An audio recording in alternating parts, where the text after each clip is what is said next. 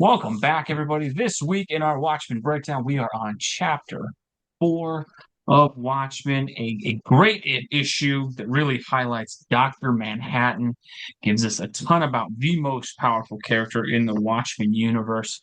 A great story, Watchmaker, the title of this one. Mike, I know you were really excited about this issue. I think you were talking with me about this as we were reading through the week, because each week we're just reading one and then kind of going through.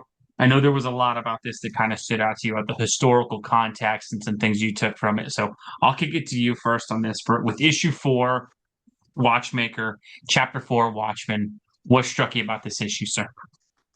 I love. I'll start at. I'll start at the very end and then go to the beginning.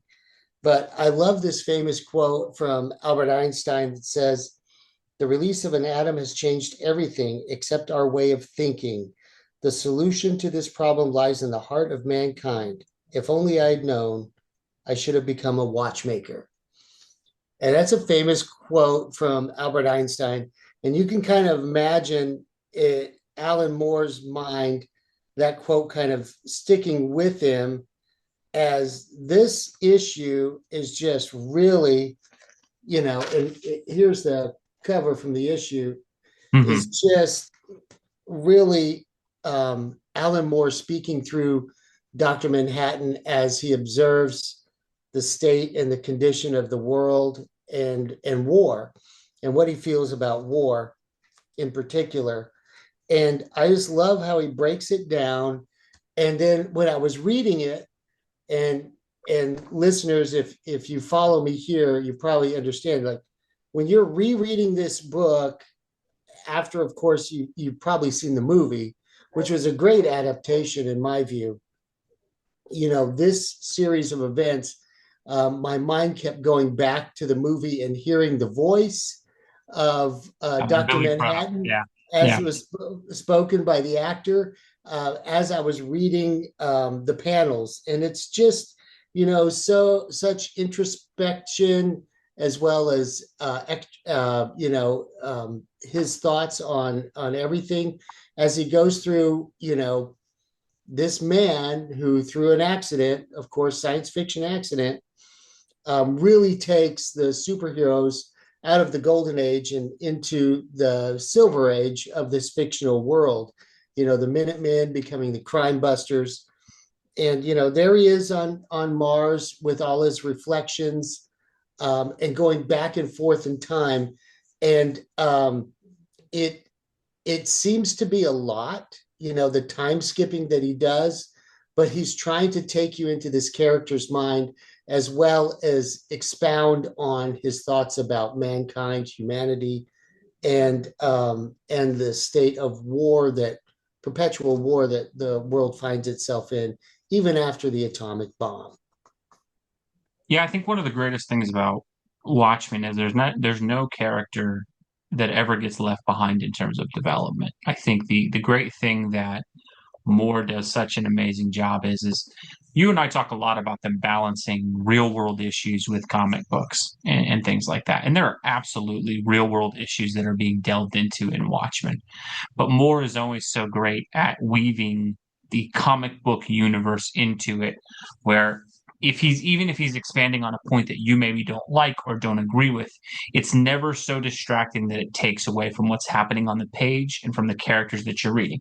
And that's why I've always thought this was such a great comic book and such a great exploration of storytelling. And that's the complaint we have with comic books now getting political or with social messaging.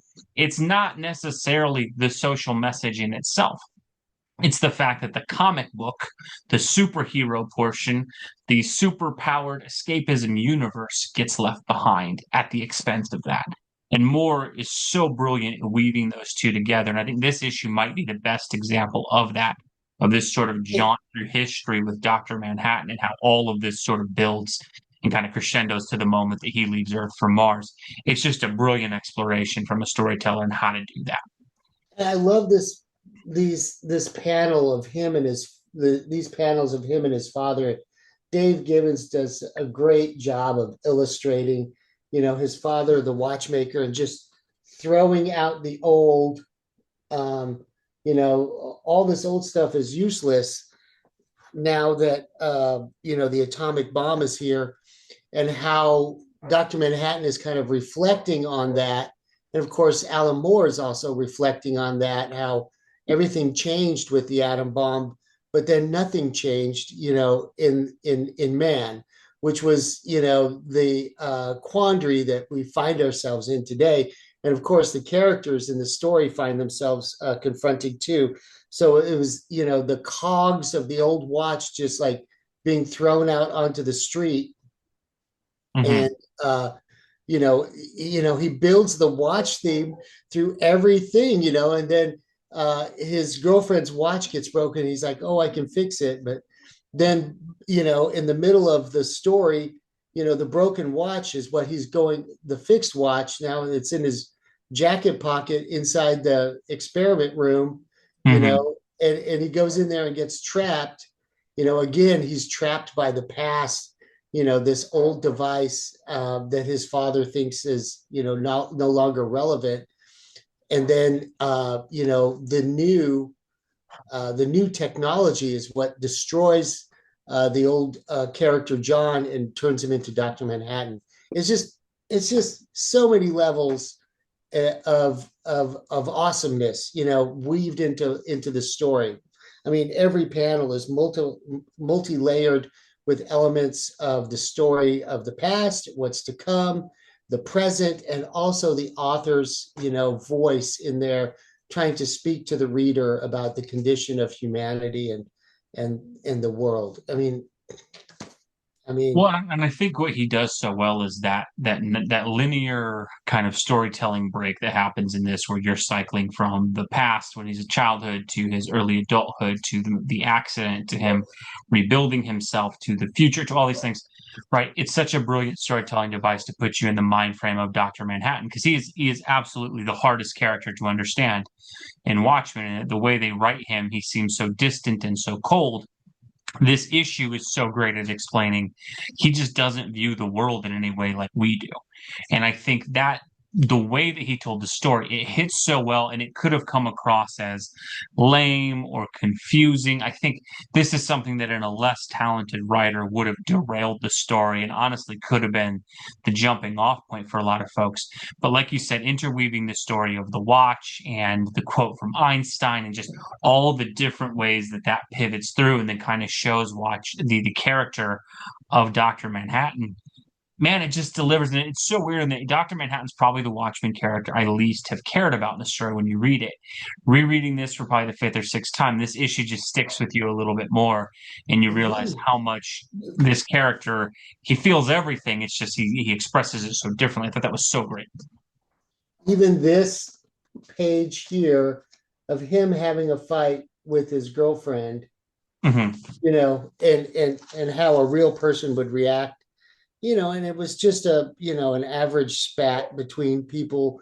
She's taking like, John, what are you saying? That you know the future about everything about us?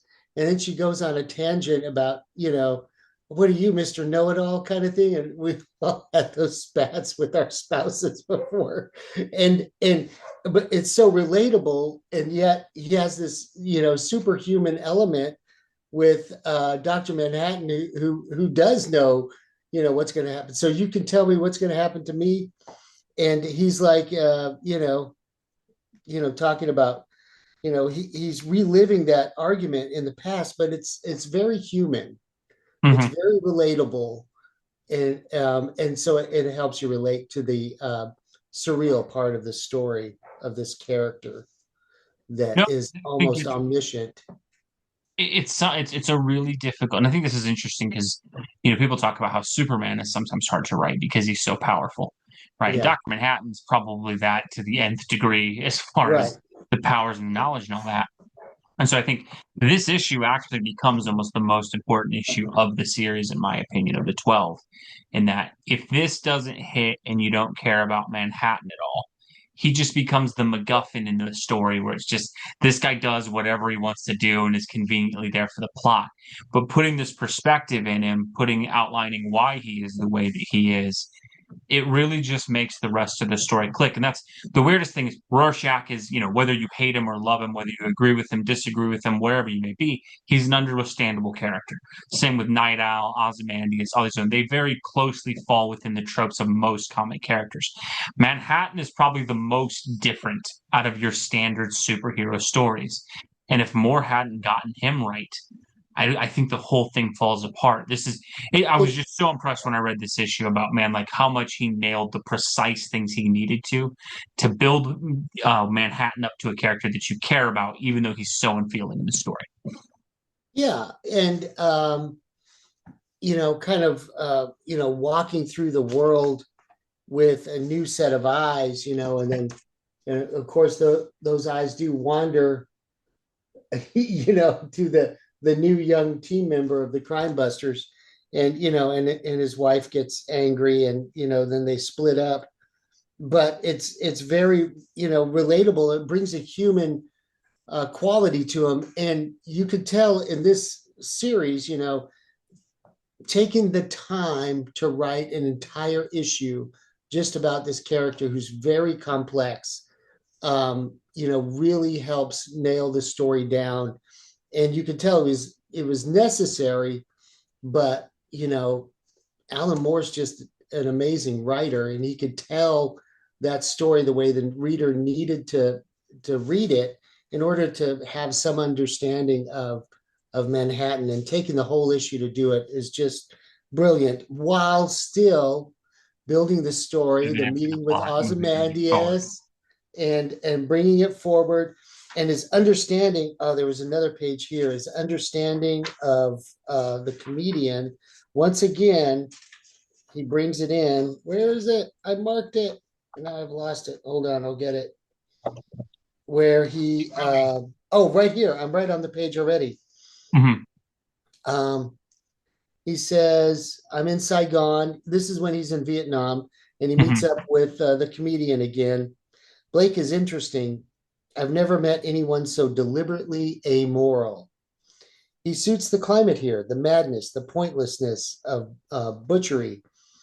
As I come to understand Vietnam and what it implies about the human condition, I also realize that a few humans will still permit themselves such an understanding.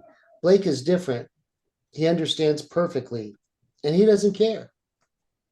Yeah, no, it's perfect character building as far. And again, what And I then, do think and about then this panel right here with Gibbons. no that psychotic, gleeful smile the comedian has. Yeah. And the coloring, the colorist. Who was the colorist on this again? Higgins, yeah, Higgins. Higgins doing the colors. Oh my gosh. It was just great. No, they do such a good job of all of these characters in that. Like again, even Manhattan, who is inhuman, he does this despicable thing in terms of he basically cheats on his wife with a very young person, which I think most people would find that to be and should find that to be absolutely disgusting. And so again, even the inhuman, unfeeling character, much like Rorschach and some of the other characters, has this irredeemable trait. And I think that's one of the things about that Moore does such a good job within the story is there is you're intrigued by all the characters, but there is no one you're rooting for really in the story. And I think Yeah. it's such an interesting build to a story because in the comic book genre, we're so attached to you want the Flash to win, you want Batman to win, you want Superman to win, or Daredevil, or whoever it may be. Watchmen is just an interesting story in terms of when you're reading it, you're like, I understand where this person is coming from. I think they're despicable and they're an interesting piece. It's just a fascinating world to read overall. And again, he narrowly just escapes that line every time of that the pace is so good at like when it gets any part of you gets a little bit bored, they immediately shift to something that grabs your attention back. It's a great example of a writer who is able to expound on things, give you enough information, but it never feels just deliberately boring or overly introspective. And there's the little watch, Mhm, on the cover of Time magazine. That's a famous cover of Time magazine where the watch was stopped, in Hiroshima. And, it carries these little threads through that keep it going masterfully. Very well done. No, it's probably the most pivotal chapter of Watchmen in terms of getting this one right, getting Manhattan right, making sure that this unfeeling, unemotional character was someone that you at least understood the pathos and why, whether you hate him or appreciate him as a character. They absolutely nail that dynamic in this issue. But let us know. What do you guys think down below? What do you think of chapter 4 of Watchmen, the examination of Dr. Manhattan, his origins, his motivations, and who he is as a character? What do you think about that portion of the story? As always, we like seeing what you guys think down below. Thank you so much for watching, folks. We'll be back next week with chapter 5 of Watchmen. God bless you. We'll catch you in our next video. Thanks, everybody.